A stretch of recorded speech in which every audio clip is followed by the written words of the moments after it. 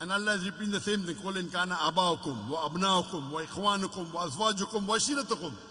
Say whether it be for your fathers, or for your sons, or for your brothers, or for your spouses, wives and husbands, or for your relatives.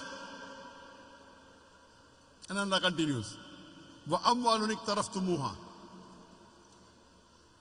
And the wealth that you have amassed.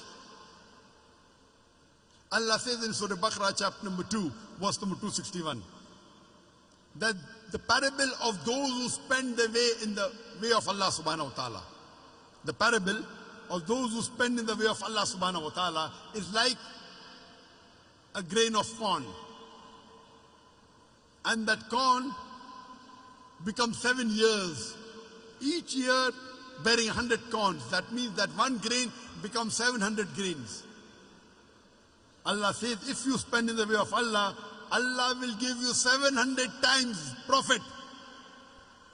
In business terminology, 70,000% profit. If you spend in the way of Allah subhanahu wa ta'ala, Allah promises you 70,000% profit, 700 times profit. And Allah continues, Allah will give you much more. That means minimum profit Allah has guaranteed you. If you spend in the way of Allah, is 70,000%, 700 times profit. Allah continues, وَأَمْوَالٌ اقْتَرَفْتُمُوهَا وَتِجَارَةٌ تَخْشَوْنَ كَسَادَهَا وَمَسَاكِنُ تَرْضَوْنَهَا. The wealth you have amassed, the business in which you deal, the house in which you live. What are your considerations? Why are you afraid to do dawah? Why are you afraid to go for jihad in the way of Allah subhanahu wa ta'ala?